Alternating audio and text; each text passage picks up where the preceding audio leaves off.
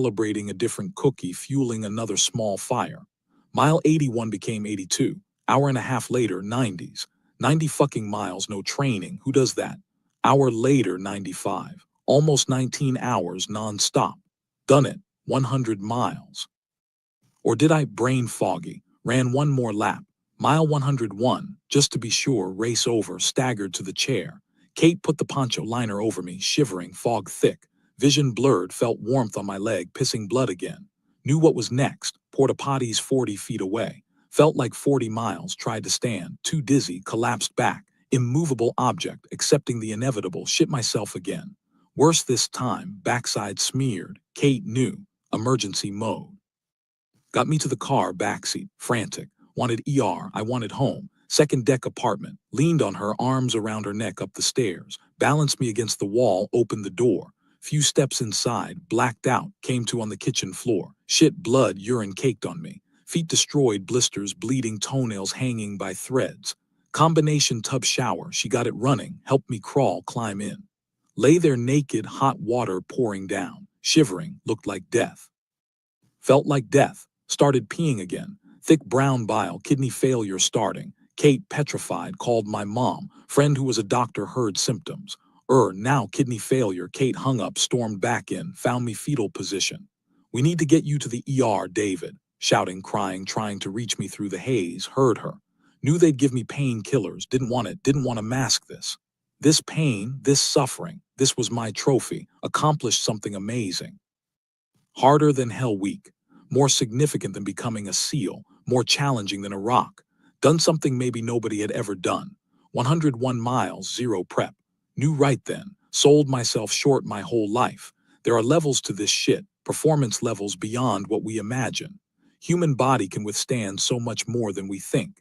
It all begins and ends in the mind. Not a theory, not something I read. Experienced it first fucking hand on Hospitality Point. This agony, this breakdown, this was my graduation, my confirmation. Mastered my own mind, at least for a while, accomplished something special. Curled up in that tub, fetal position, shivering but relishing the pain. Knew what it meant. Knew the power I tapped into, and thought, if I can do this with zero training. Imagine what I can do with a little preparation. It's not about the medal. It's not about the applause. It's not about the finish line photo. It's about the journey, the discovery, the understanding of self that only comes through intense suffering. It's about what you find out about yourself when you're pushed to the absolute limit and you refuse to break.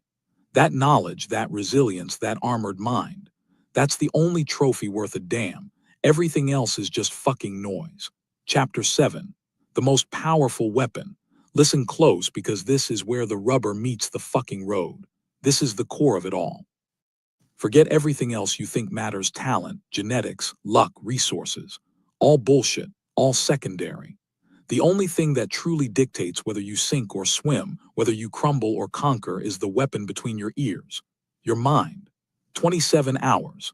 That's how long I gave myself to recover after running 101 miles on broken feet, shitting myself, pissing blood, and basically experiencing my own personal system meltdown at the San Diego one day. 27 hours after dragging my carcass out of that lawn chair, I wasn't kicking back with my feet up, basking in some bullshit afterglow. I was back at my fucking desk. Monday morning. SBG, my knew what I'd done, knew the state I was probably in. He gave me permission, gave me every excuse in the book to take time off. Heal up. Rest. Fuck that. Rest is for the weak. Healing happens, sure, but you don't stop the mission. I was swollen, sore as hell, every step in agony, miserable. You bet your ass. But I pulled myself out of bed, hobbled into work, and the first thing I did that morning, called Chris Kosman, the Badwater race director, the gatekeeper. Oh, I'd been looking forward to this call, played it out in my head, imagined the surprise in his voice. Goggins, you actually did it. You ran 100 miles on 3 days' notice with no training. Holy shit. Maybe even a little grudging respect, right? Maybe he'd finally see I wasn't just some military hardo talking shit. Maybe he'd make my Badwater entry official right then and there. Went straight to voicemail, left a polite message. Yeah, the fucking savage who just ran 101 miles through Sheer left a polite message. Never called back. 2 days later, still nothing. So I dropped him an email. Sir, how are you doing?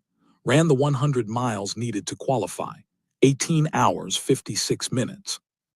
Would like to know what I need to do now to get into Badwater, so we can begin raising money for the Special Operations Warrior Foundation. Thanks again, polite, right? Professional. Thought maybe seeing it in writing would do the trick. His reply came the next day. Threw me way the fuck off. Congrats on your 100-mile finish. But did you actually stop then? The point of a 24-hour event is to run for 24 hours.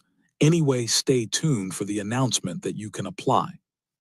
The race will be July 24-26. Best regards, Chris Kosman. Congrats, congrats.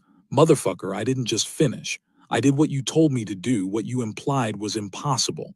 And now you're gonna nitpick how I finished. Criticize me for stopping after I hit the fucking 100-mile qualifier you set. The point is to run for 24 hours. What fucking planet was this guy on? I couldn't help but take it personally. This dude, this veteran of the ultra world, saw my shredded body, my absolute defiance of logic, and his takeaway was, did you keep going? He saw a dozen performance barriers shattered, pain thresholds obliterated, and he just shrugged.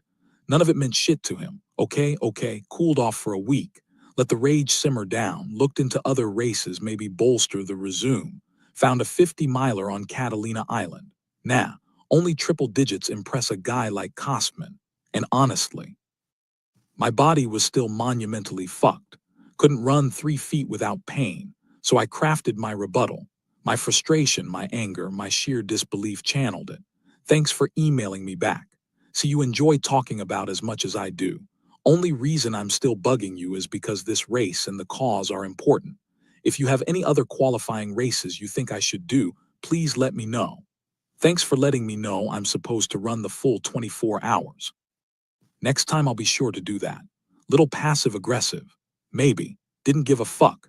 Needed him to know I wasn't just gonna roll over. Took him another full week to reply. Still no guarantees, but at least this time he salted it with some high-level sarcasm. Hi David, if you can do some more ultras between now and Jan 3/24, the application period, great. If not, submit the best possible application during the Jan 3/24 window and cross your fingers. Thanks for your enthusiasm, Chris. Enthusiasm. Motherfucker, this wasn't enthusiasm. This was obsession forged in pain, but all right. Started to like this guy Kosman a little. He wasn't impressed by bullshit.